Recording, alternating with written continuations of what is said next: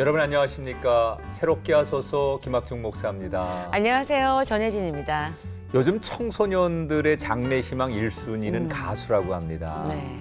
이 가수가 되기 위해 가장 필요한 조건이 있다면 뭐가 있을까요? 일단 요즘은 좀 외모를 많이 보더라고요. 그렇죠. 네, 노래도 잘해야 네, 되지만. 노래는 네. 뭐 기본으로 잘하는 사람 너무 많아가지고요. 네. 그럼 뭔가 끼와 재능이 있어야 될 것 같다는 생각이 드네요. 그렇습니다. 네. 네.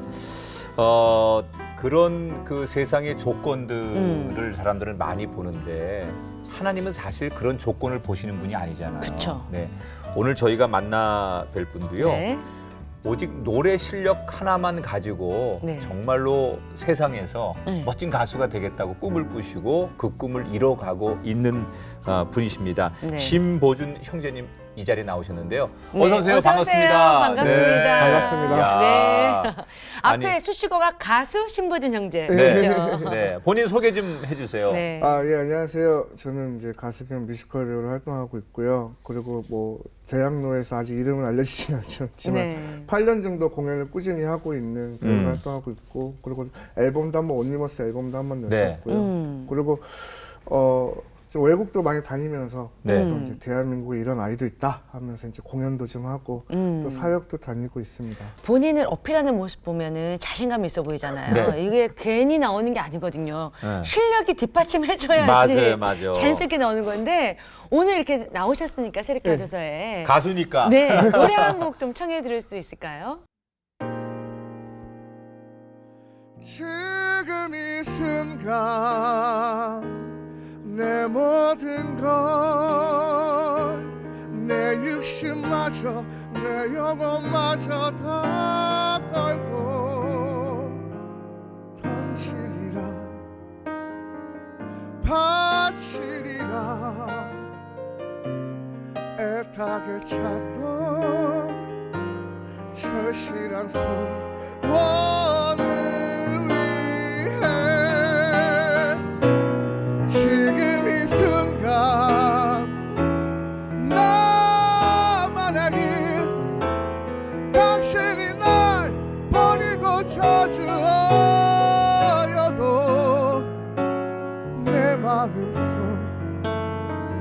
깊이 간직한 간절한 기도 절실한 기도 신이여 나타서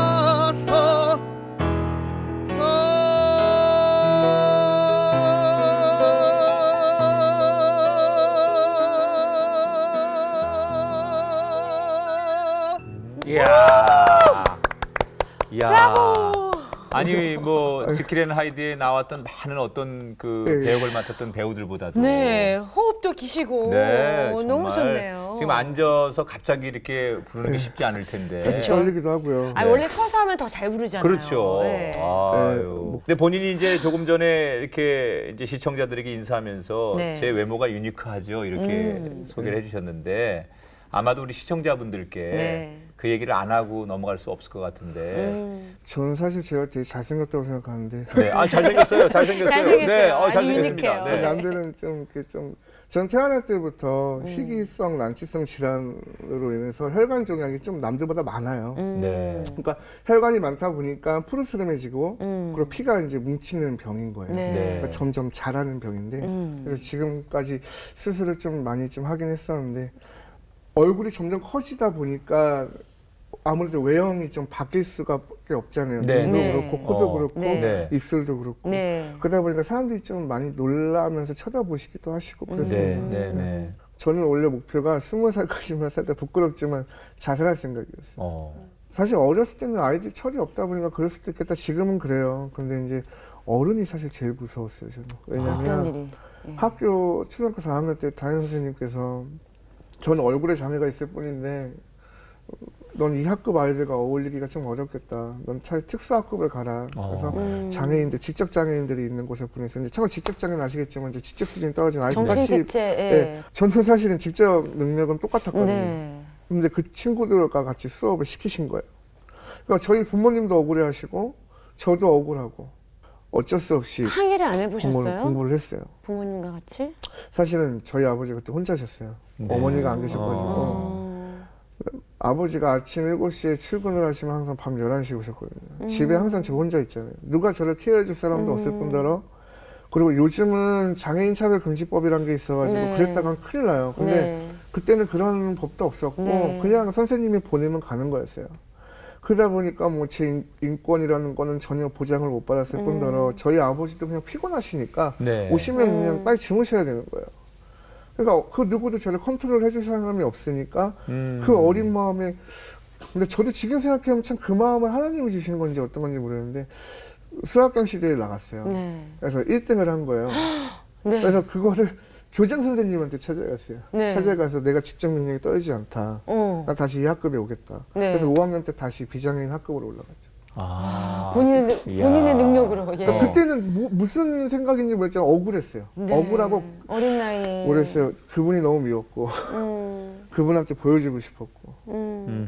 그러니까 이제 애들이 막 교복에 침도 뱉고 막 도시락에 흙도 던지고 중학교 때 막 교복을 나 없을 때 체육복 갈아입고 오면 많이 찢어놓고 막 발로 참 때리고. 이상 못된 애들이 많아요. 그렇게. 그러니까 이제 참 인간의 습성이 잔인한 게요. 한 명이 장난으로 시작한 게요. 네. 또 한 명이 붙어요. 네. 또 한 명이 붙잖아요. 3명이 되고 4명이 되고 5명이 되면서 처음에 이게 잘못인 줄 알고 시작했던 게 나중엔 장난이라는 포장으로 이게 나쁜 건지 모르더라고요. 아이들이. 네. 나중에 선생님이 혼내면 그냥 장난이었어요 이러고 마는 거예요. 당한 저는 그게 씻을 수 없는 상처가 됐던 거죠. 누구한테 하소연도 할 때도 없고. 예. 한 번은 온몸에 구타를 당해서 온몸에 멍이 든 적이 있었어요. 근데 맞은 이유도 별거 없어요. 그냥 얼굴이 남들과 다르다는 이유 하나였어요. 그냥 동물처럼 저를 보는 거예요. 여자애들은 지나가면서 병균 지나간다, 막 병균 덩어리 지나간다 그러고.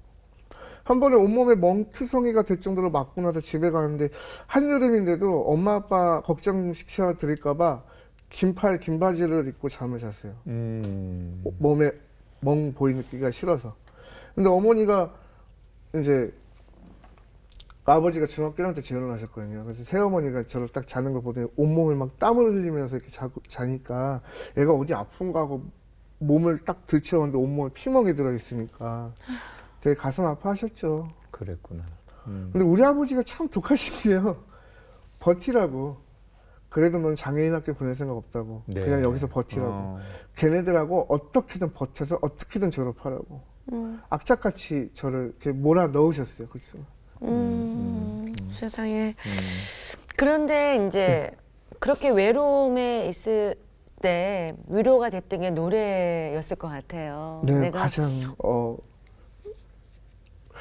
노래가 어느 순간부터 좋더라고요. 노래가 좋고 그 노래를 따라 부르게 되고 그 순간만큼은 제가 장애가 있다 없다 그게 아니라 그냥 그 노래 부르는 순간이 너무 좋더라고요. 네. 그래서 근데 고등학교 졸업할 당시에 취직이 안 되는 거예요. 제가 그 특성화고를 나왔거든요. 그러니까 네. 이제 대부분 이제 기술을 배워서 라이센스를 취득을 하면 그 종목에 맞게 취직을 학교에서 보내주시는데 얼굴에 장애 때문에 다 안 되는 거예요. 네. 그래서 어렵게 구하다가 인쇄공장에 취직을 했어요. 그러니까 이제 외국인 노동자들과 같이 일하는 항상 손에 기름때를 묻혀가면서 일을 하는데 공장에서 일을 하다 보면 제일 많이 듣는 게 뭔지 아세요?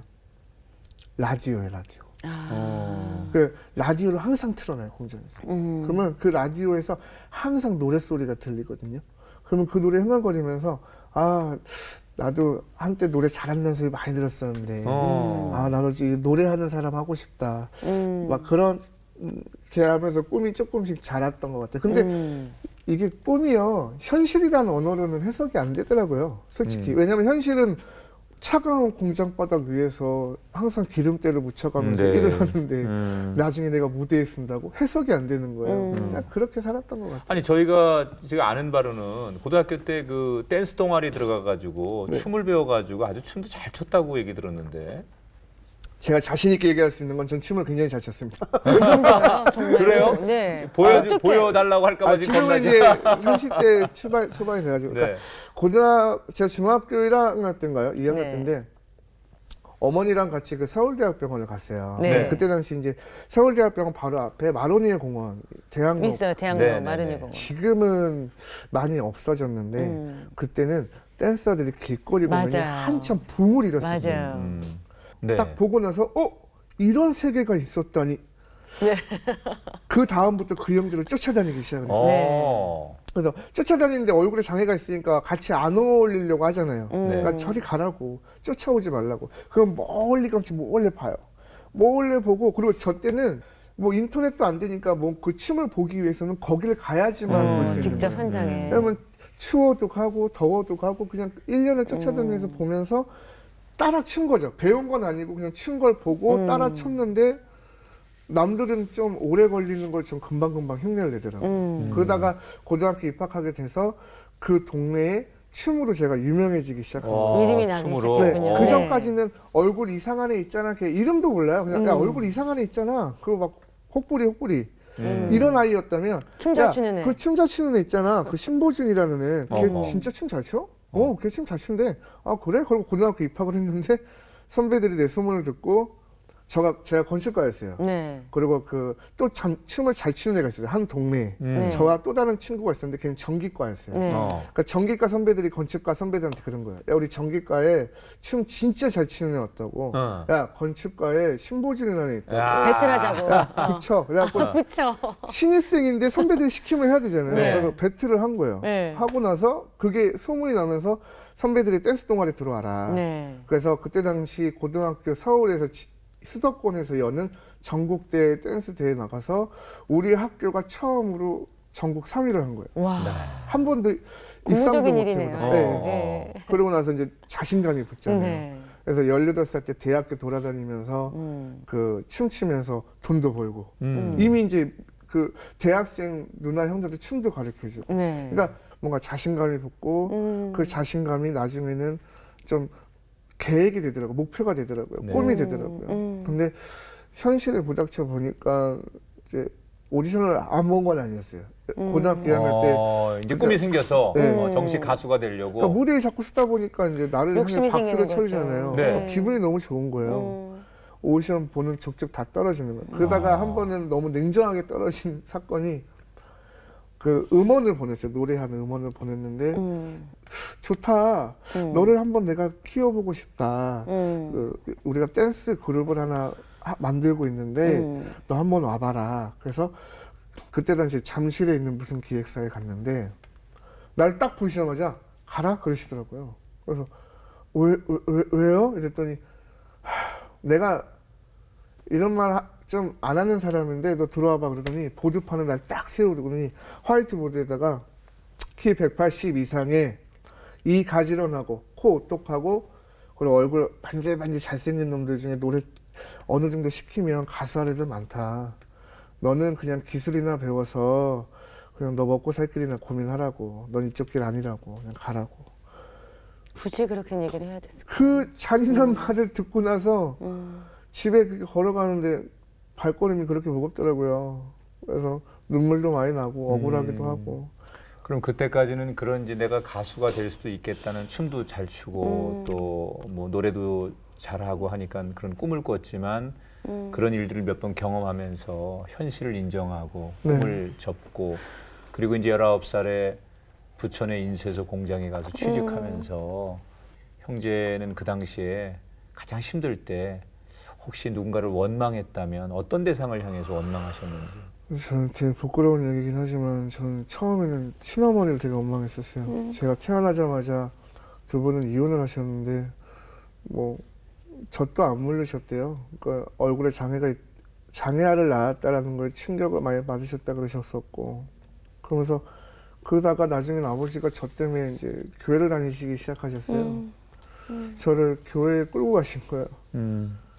근데 무턱대고 뭐 기도하라고 하는데 뭐 어린 마음에 모르잖아요.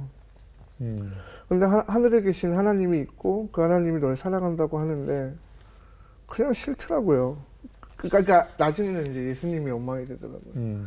왜냐하면 전 태어날 때부터 죄를 지은 것도 아니고 그냥 남들 건강하게 잘 태어나서 그러니까 좀 비교가 될 수밖에 없잖아요. 내 친구들은 건강하게 잘 태어나서 부모님 사랑 양쪽 부모님의 사랑을 받고 잘 크고 친구들도 잘 사귀고 선생님들한테도 인정받고 행복하게 사는데 난 뭐지? 교회에 가서도 또 불쌍한 애 취급을 받는 것도 싫고 같은 비장애인 아이들 같이 교회를 다녀도 항상 나는 뭔가 뒤처지는 것 같고 그리고 나는 하나님이 나를 사랑하지 않는 것 같고 그러니까 너무 싫었어요. 그 하나님을 향한 원망도 솔직히 있었죠. 너무 네. 있었죠. 있었겠죠. 치가 떨리게 있었죠. 네. 부모님을 향한 원망, 또 주변에 나를 아는 사람들, 그렇죠. 세상을 향한. 네. 맨날 하늘 보면서 나한테 왜 그러시는 거냐고 도대체. 차라리 날 죽이시던가. 나를 음. 왜 만드셨냐고 도대체. 나를 만드셨다고 하는데 그 이유도 말씀 안 하시고. 뭐 그냥 고생시키려고 나 그냥 만드신 거냐고. 그냥 싫었어요. 그리고 그런 하나님에게 기도하고 찬양하시는 아버지, 어머니도 너무 싫었어요.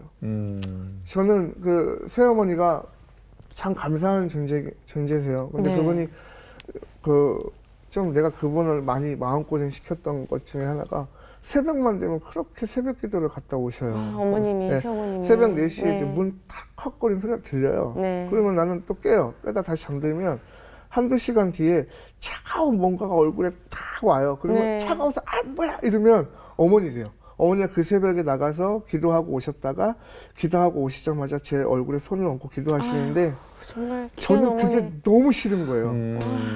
너무 싫어. 손 치우고 내 얼굴 손대지 마시라고 저리 가시라고 엄청 핍박을 했죠. 좀 부끄럽죠. 죄송스럽죠. 그러던 우리 형제가 네. 어떻게 하나님을 만나셨어요? 그 2008년도에 이제 종양이 다시 자라기 시작했어요. 약간 네. 잠복기가 있었던 거예요. 어렸을 때 이렇게 종양이 이 정도 자랐다가 사실은 입술이 이랬거든요. 혹이 이만큼이 있었어요. 네. 그러니까 종양이 점점 자라서 기도를 막아서 죽을 수도 있다고 하시니까 고민하고 있는 찰나에 무슨 모 방송국에서 후원을 해줄 테니 수술을 한번 해보자. 네. 기회가 왔군요. 네. 그래서 와 나한테 이런 기회가 오다니 하고 이제 근데 방송 측에서 얘기한 거는 너가 일정 부분을 먼저 병원비를 이렇게 내면 그 영수증을 청구를 하면 우리가 후원해주는 쪽으로 할게. 일단 촬영부터 하자. 그래서 이제 큰 대학병원에서 촬영을 하면서 수술 준비를 했는데 그 방송이라는 게 전 그때 몰랐는데 나중에 알고 보니까 비포 애프터가 확실해야 된대요. 그러니까 이랬던 얼굴이 이렇게 바뀌었어요. 근데 이게 한 3, 4개월 안에 나와야 된대요. 근데 의사 선생님이 이 친구는 1년이 되건 2년이 되건 3년이 되건 기약이 없다. 그러니까 이제 방송국에서 저를 버린 거예요. 근데 연락 한 번 없이 그냥 연락 두절이 된 거예요. 네. 그러니까 저는 그것도 모르고 계속 병원비를 지불해 가면서 검사 받고 치료를 받았는데 나중에 의사 선생님이 그 방송국에서 너 촬영 안 한다는데 나도 너 수술하기 싫다 그러시는 거예요. 그 교수님조차도. 참. 아니 어떻게 이런 경우가 있지라는 생각이 드는 거예요. 그래서 계속 전화를 했죠. 방송국에는 전화를 안 받아요. 그러니까 너무 화가 나는 거예요. 나는 널 수술할 수 없다. 어차피 돈 없어 보이고 촬영도 해지됐고 넌 나가라고. 근데 그때 진 빚이 500이었어요. 그것 때문에. 네.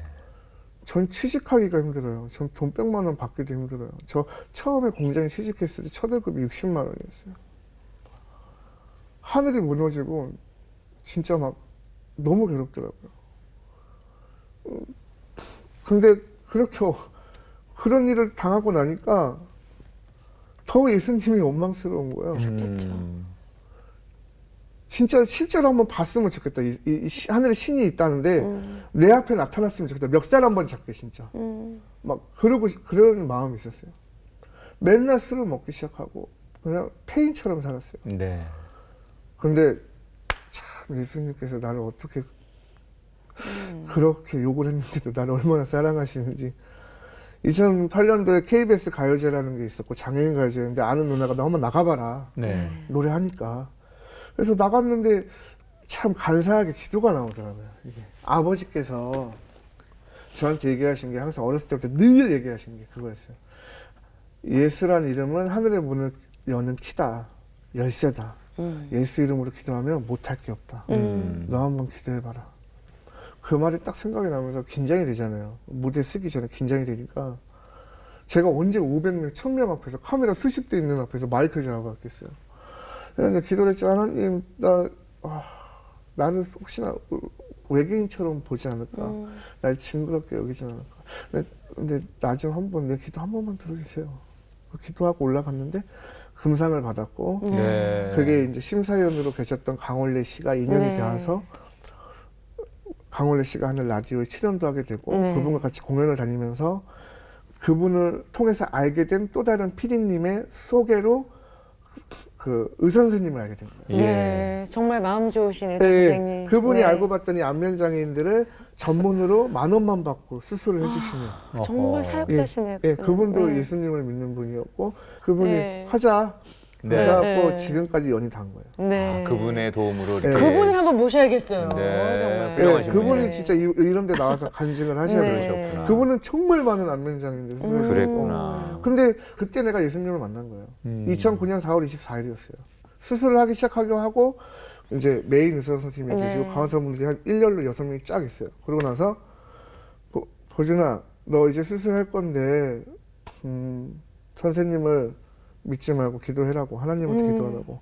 지금 이 순간에는 솔직히 말하는 건데 불난 집에 휘발유를 들고 들어가는 상황인 거라고. 네. 네 목숨이 왔다 갔다 한 상황이니 마지막으로 기도할 시간을 줄게 하고 이제 기도를 했는데 속으로 기도를 했는데 그때 내가 나왔던 기도가 되게 많은 기도를 할 줄 알았는데 그냥 딱 한마디 했어요.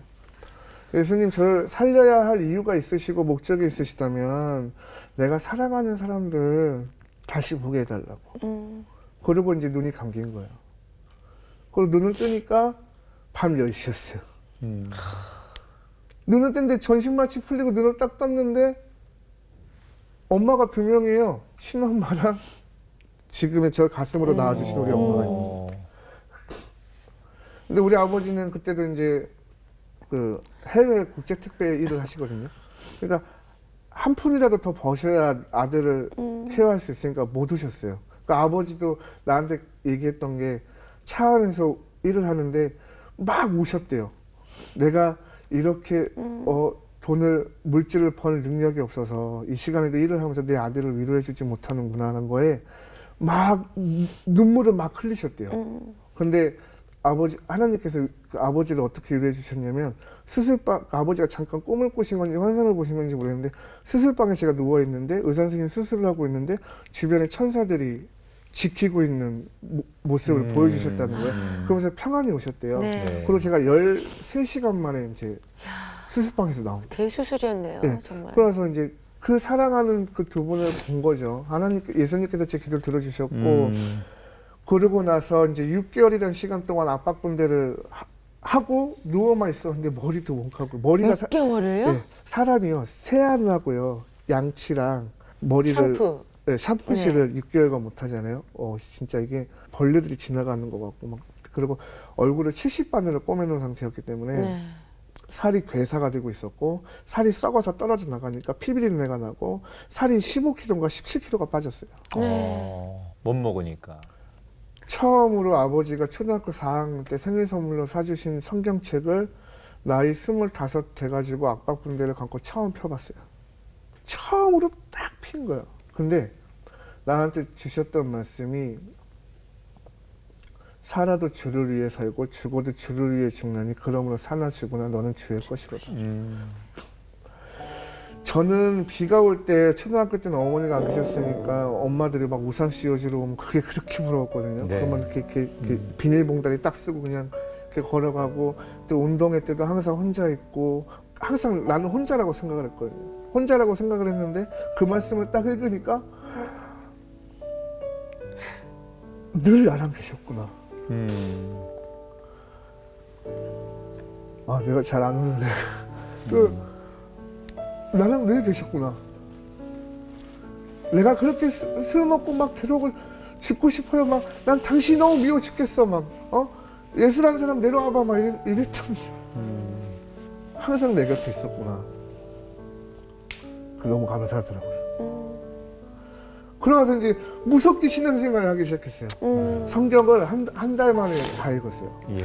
한 달 만에 다 읽고 말씀을 주일만 되면 설레이는 거예요. 막 그런 느낌 아세요? 막 처음 연애할 때 여자친구랑 첫 데이트할 때 그 설레임보다 한 10배는 그래. 우리 와이프한테 미안한 얘기지만 우리 와이프 처음 만나서 첫 데이트할 때보다 1000배는 설레었어요. 주일 되기 한 수요일부터 떨려요. 막 마음이. 하나님이 나한테 나도 어떤 어떤 말씀을 주실까? 막 설레이는 거예요. 막 토요일날은 잠도 안 와요. 막 말씀 하나하나가 달아요. 꿀이에요, 꿀. 그 말씀 하나하나가 내 무기가 되더라고요.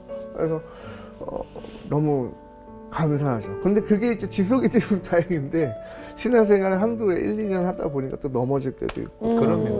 좀 그렇습니다. 네. 하나님 만난 전과 후가 많이 달라지셨을 거예요. 그런데 이제 앞으로 우리 형제님이, 보진 형제님이 하나님을 향한 계획을 또 세워놓고 계셨다고 들었어요. 너무 외모를 너무 많이 심하게 보는 것 같아요. 우리나라가 특히 네. 너무 심하게 봐요. 제가 일본에 사역했을 때도 그렇고 중국이나 이런 미국에 잠깐 동안 사역했을 때도 그렇고 저를 예술가, 그러니까 아까도 너무 감사한 거는 가수 신보준 씨라고 소개해 주셨잖아요. 다른 방송국에서 하나같이 다 안면장의 신보준 씨를 소개합니다 그랬거든요. 이게 대한민국에서 저를 소개하는 방식이었어요. 근데 제가 프랑스 파리에서 성마들렌드 성당이라는 곳에서 공연을 한 적이 있었는데 한 프랑스인이 저한테 예술인 한국에서 온 예술인 신보준 씨가 멋진 공연을 해줘서 난 너무 감동을 받았다. 그 말이 난 너무 좋았던 거예요. 네. 그래서 나는 시야가 이제 좀 넓어진 거죠. 하나님께서 나는 분명히 외국으로 날 그렇게 많이 보내신 이유가 있겠다. 그래서 좀 기도 제목인데 좀 무모한 기도 제목일 수도 있는데 제가 헐리우드에 가서 오디션을 보려고 네. 미국 드라마 네. 그리고 미국에 있는 영화사에 지금 오디션을 보려고요. 티켓을 끊었어요. 네. 믿음으로. 네, 믿음으로 과감히 적금을 2년 동안 부었던 적금을 깼어요. 깨갖고 호텔 잡고 표 딱 끊고 딱 이제 가려고. 그러니까 미국 가서 이제 오디션을 보려고 하시는 거군요. 네. 이게 남들에게는 지금 이런 얘기 들으면 정말 기적의 사람입니다. 어떻게 그런 수술이나 또 과정을 극복하시고 평범한 삶도 아닌 이렇게 노래하는 가수가 되시고 또 꿈을 계속 도전하시는지 대단하십니다. 이런 얘기를 많이 이제 하실 텐데 정작 본인이 제일 싫어하는 단어 중에 하나가 기적이라는 네. 단어고 또 남들이 그렇게 자기를 소개하는 것도 원치 않는다 이렇게 얘기를 하셨다고 그래요. 왜 그러십니까? 전 똑같은 청년이거든요. 똑같은 30대 초반 청년이고 똑같은 대한민국의 국민이고 그냥 똑같이 내가 하고자 하는 일을 위해 열심히 노력하는 친구예요. 네. 저 같은 경우도 제가 늦깎이 대학생이거든요. 네. 대학교를 결혼하자마자 30살에 입학을 했어요. 근데 대학교에 가보니까 20대 초반상 애들이 항상 고민하는 게 내가 이 과를 졸업하면 이걸 갖고 취직도 가능할까? 이걸로 내가 먹고 살 수 있을까라는 고민을 저한테 많이 털어놔요. 네. 근데 저 역시 또 그런 고민을 하면서 사는 사람이거든요. 예. 근데 사람들은 저를 볼 때 장애인인데 저걸 하네? 아니 장애를 어떻게 극복하셨어요? 극복한 적도 없는데 매일 하루하루가 힘든데 그리고 기적의 사나이네? 모르겠어요. 저는 똑같게 그냥 봐주셨으면 좋겠어요. 저는 저를 바라봤을 때 그냥 하나의 신보준으로 또 대한민국 건강한 30대 청년으로 왜냐하면 저뿐만 아니라 많은 청년들이 지금 많이 힘들 것이고 꿈을 향해 열심히 도전을 하고 있는데 제가 특별히 뭐 도드라지거나 대단한 사람은 아니거든요. 그래서 장애인이라고 해서 뭔가 특별히 봐준다라는 것보다는 똑같이 편견 없이 같은 시각에서 바라봐주기를 저는 사실 바래요. 그래서 저를 응원해 주시는 건 너무 감사한데 마치 기적과 뭐 대단하다. 아니 뭐 그러니까 그 말이 어떻게 보면 좀 잔인하게도 들려요. 그렇죠. 오히려 더 가슴 아프게 하는. 네, 왜냐하면 그 얼굴로 어떻게 살아? 이렇게 말하는 것 같아요. 네. 나라면 죽을 텐데 넌 어떻게 그 얼굴로 사니? 실제로 그렇게 물어보시는 분들도 계셨어요. 그래요. 말하시는 분들이 그런 의도가 아닐지라도 네. 또 말하는 분들 가운데 실수하는 분들도 좀 있을 텐데 네. 어떤 면에서 그냥 동일하게 봐달라. 그렇죠. 나도 동일하게 네. 도전하고 싶다. 내 모습 이대로. 네. 이제 그런 자기의 솔직한 고백이니까 그런 것들을 서로 이해하고 또 그렇게 봐주셨으면 좋을 것 같은데 근데 저는 이제 우리 신보준 형제가 받은 선물 가운데 최고의 선물이 네. 아내를 만나 결혼한 맞아요. 거라고 생각이 되는데 네. 어떻게 아내랑 결혼을 하시게 됐어요? 아내가 참 이뻐요. 네. 뭐 제 눈에는 너무 말할 것도 없이 너무 미인이고 네. 마음도 너무 이쁘고 네. 아내를 처음 본 거는 제가 뮤지컬 공연을 한참 했을 때 교회 어렸을 때부터 알고 지낸 친구가 있었는데 네. 그 친구가 자기 학교 동기라면서 데리고 왔던 아이였고 네. 청년들이 이제 새벽까지 기도를 하다 보면 차량 봉사자가 필요해요. 그러니까 내 차로 이제 집을 데려다 주기 시작한 거예요. 근데 한두 명씩 내리다 보면 꼭 이 여자아이가 지금의 제 아내가 마지막으로 남아요. 그러면 제 자연스럽게. 의도와는 다르게. 그러면 이제 코스를 일부러 그렇게 한 거 아니야? 아니, 그런 머리는 저한테 없었고 그냥 가면서 내려주다 보면 꼭 이 둘만 친구가 남아. 있어요. 네. 내 옆에 앉게 되는 거예요. 그럼 오빠는 얼굴에 장애가 있는데 뮤지컬 배우를 하고 있고 자신의 꿈을 향해 노력하는 모습이 너무 멋진 것 같아요. 그러니까 이 친구는 그 부분이 어떻게 보면 긍정적으로 받아들였던 거예요. 네. 그래서 이제 자연스럽게 뭐 교제하게 되고 교제하게 되면서 사실은 이제 교제할 때 부모님의 반대가 말도 못해 심했어요. 근데 이제 와이프랑 저랑 한 3년 교제 끝에 예. 아내가 9박스 짐을 다 싸들고 온 거예요. 그것도 내 친구가 지금의 제 와이프 집에 가서 박스를 다 날라준 거야. 그래갖고 와이프가 우리 집에 온 거예요. 오더니 우리 엄마 아빠 고민을 하셨죠. 너 어떡하려고 이렇게 왔니? 그러니까 저는 보준 오빠랑 결혼할래요. 같이 살려고 왔어요.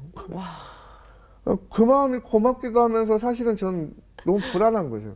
근데 어렵게 그냥 간신히 일정량의 돈으로 월세방 조그마한 월세방을 네. 했잖아요. 근데 처음에 입주하자마자 딱 100만 원 한 장 있었어요. 그걸로 냉장고 하나랑 가스레인지 하나 딱 산 거예요. 그리고 마치 뭐 게임하듯이 처음엔 장롱도 없어서 박스에서 옷 꺼내 입고 막 나중에 하나씩 돈 하나하나 장만해 모아서 나가는 장만하고 기쁨. 그런 아내가 지금은 가장 역시 든든한 큰 이제 든든한 지원군. 지원자로서 네. 뭐 많은 너무 일을 해주고 감사하죠. 있다고 얘기 들었고요. 장인 장모님하고는 이제 어떻게 지내십니까? 좀 궁금한데 여전히 좀 어려워하십니까? 솔직히 말하면 장인어른은 이제 뭐 사위로 이제 인정을 해주셨고 네. 같이 밥도 먹고. 근데 장모님은 약간 이런 식이에요. 내가 가면 장모님 좋았어요 이러면 이러고 있다가 갈 때쯤 야, 네 남편 저거 좋아한다니까 싸놨다 갖고 가라. 약간 아직까지는 그래도. 살갑게는 안 해주시더라고. 이러다가 그래서 저는 장인 장모님을 사랑합니다. 예. 네. 자, 이쯤에서 그러면 네. 5년 만에 음반이 정말 나왔어요. 지금까지 살아온 인생을 잘 종합하는 노래가 하나 나온다고 들었어요. 노래 제목이 어떻게 됩니까? 내 모습 그대로라는 곡인데요. 너무 본인의 본인의 고백이네요. 고백이긴 네. 하네요. 네. 네. 왜냐면 남들은 이 모습으로 넌 뮤지컬 배우 안 돼, 넌 장가도 못 가, 너가 뭘 할 수 있어. 근데 하나님은요 저를 쓰셨어요. 다 하시게 했잖아요. 네, 전 결혼도 장가도 하게 갔고요. 하고 뮤지컬 그러니까요. 배우도 하고 네, 뮤지컬 뭐 배우도 외국에도 하고. 갔다 오고 네. 이제 미국도 진출하려고. 헐리우드도 두드리고 네. 가고. 네. 그러니까 헐리우드 가는 거딱 기도 제목이 있는데 비빌 언덕이 있으니까 하나도 없어. 그러니까 뭐 믿고 가냐? 이러길래 나는 뮤지컬 배우 한다 했을 때 100명 중에 99명이 배우셨어. 두려울 것이 없어. 난 두려울 게 없어. 그 마음. 그래요. 그러면 부탁드릴게요. 네. 네. 네. 주는 덕이 장해 나는 그의 지는 그의 형상대로 날 빚으셨네. 주님 보시기에 참 좋은 작품.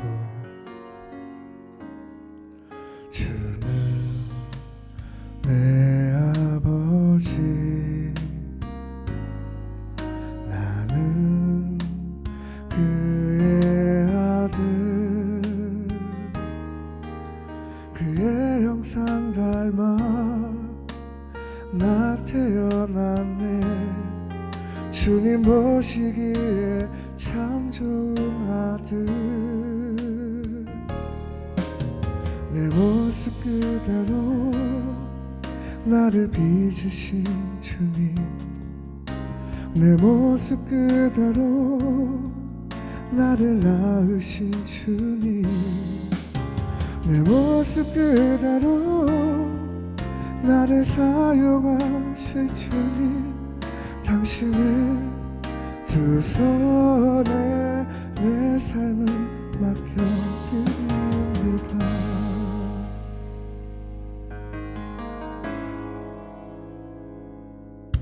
주는 내 아버지 나는 그의 아들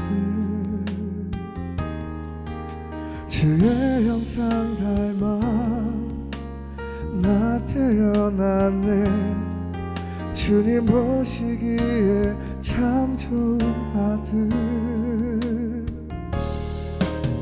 내 모습 그대로 나를 빚으신 주님 내 모습 그대로 나를 낳으신 주님 내 모습 그대로 나를 사용하실 주님 당신의 두 손에 내 삶을 맡겨드립니다 한 발도 나갈 수 없어 어두운 방에 홀로 있을 때 날 만드신 손이 날 위해 못 박히신 손이 그 손이 나를 이끄셨네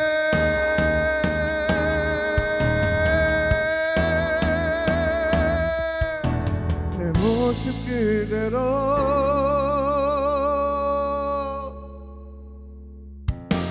내 모습 그대로 나를 빚으신 주님 내 모습 그대로 나를 낳으신 주님 내 모습 그대로 나를 사용하실 주님 당신의 두 손에 내 삶을 맡겨드립니다 내 모습 그대로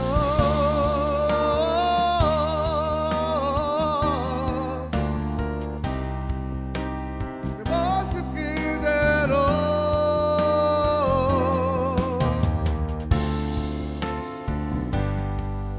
나를 사랑하실 주님 당신의 두 손에 내 삶을 맡겨드립니다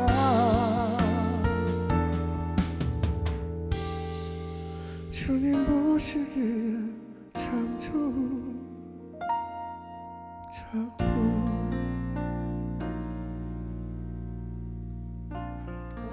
아, 예. 아니 너무 노래가 좋고요. 새로운 노래인데 네. 이렇게 금방 그냥 따라 부를 수 있겠어요. 금방 그렇게 예. 따라서 불러지게 되네. 네. 자꾸 감사합니다. 반복되는 리듬 속에 너무 좋아요. 그리고 본인의 그 고백이 담겨져 있는 노래니까 노래 잘하는 가수들은 많은데 그게 가슴으로 와닿고 맞아요. 이야기로 전해지는 그게 다른 그런 거예요. 노래가 많지 않은데 네. 너무 좋은 노래 같고요. 감사합니다. 네. 아 근데 저 사실 죄송하지만 저희 어머니한테 한 번도 방송에 나가서 오, 아, 좋아요, 너무 좋아요. 예. 네. 저희 가슴으로 나와주셨지만 기도해 주신 제 새어머니. 친어머니예요 사실은 한 번도 아버지에 대한 감사함은 얘기해도 어머니에 대해서 감사한 표현을 못 해봤는데 어머니가 이 새롭게 해서 사실 왜 또 나오고 싶었던 이유가 어머니가 이 프로그램 아 그래요. 매일 보세요. 그렇구나. 매일 보시는데 얼굴에 손 얹고 기도해 주신 어머니. 네. 중학교 네. 1학년 때 예, 초등학교 아버지가 때. 이제 만났던 모시고 오셔갖고 너 네, 어머니다 어머니. 하셨던 우리 어머니. 그래요. 음. 하고 싶은 이야기 네. 그럼 한번 해보시죠. 네. 엄마 연락 자주 안 한다고 굉장히 서운해하시는데 죄송해요. 그 연락 자주 드릴게요. 그리고 한 번도 얘기 못 해본 것 같은데 정말 감사해요. 그리고 엄마의 새벽기도 그리고 사실 세상에서 내가 방황했을 때 그 어떠한 위로보다 엄마가 나한테 기도하면서 읽어주셨던 그 성경책 그 말씀이 하나하나가 사실은 지금의 저를 만든 것 같아요. 엄마 진짜 사랑하고 엄마는 누가 뭐라 그래도 우리 엄마고 효도하는 아들이 되도록 하겠습니다. 네, 그래요. 어머니 너무 아유, 기뻐하실 네. 것 같아요. 그래요. 새롭게 하소서를 늘 매일 시청하시는 네. 우리 신보준 형제의 어머니. 음. 네, 어머니에게도 감사의 말씀드립니다. 건강하시고 네. 아들 위해서 기도 많이 아, 예. 해주시고. 그리고 헐리우드에서 좋은 소식들로 저희가 기도할게요. 그래요. 다음에 미국에서 제 소식을 알리도록 네, 네, 믿습니다. 저희가 미국 한번 날아가죠. 뭐. 감사합니다. 네, 네. 오늘 함께 해주셔서 감사합니다. 파이팅입니다. 형제님. 네. 감사합니다. 네. 네, 오늘 신보준 형제님의 그 노래 가사처럼요, 내 모습 그대로 하나님께 모든 것을 내어드릴 수 있는 그런 삶을 살 수 있는 우리가 되었으면 좋겠다는 생각을 해봅니다. 네. 우리 신보준 형제를 사람들은 어릴 적에 좀 다르다고 놀리기도 하고 또 뭐 장난도 치고 그래서 상처를 받기도 했다고 해요. 또 우리 사회가 또 그런 편견의 눈으로 사람들을 보기도 합니다. 그런데 정말 중요한 것은 세상 모든 사람이 그렇게 바라볼지라도 하나님은 언제나 신보준 형제를 내가 너를 만들었는데 나는 너를 그렇게 보지 않는단다 라고 하는 그걸 알기까지 또 그걸 알고 나서 인생이 달라졌다라고 하는 이야기가 정말 중요한 이야기 같습니다. 네. 혹시 이 세상의 사람들의 편견과 세상의 평가 때문에 힘들어하시는 형제 자매분이 계시다면 하나님은 내 모습 이대로를 여전히 사랑하시고 편견 없이 나를 바라보신다는 것을 잊지 마시고 다시 한번 힘을 내셨으면 좋겠습니다. 새롭게 하셔서 오늘 여기서 인사드리고요. 다음 시간 다시 찾아뵙겠습니다. 고맙습니다.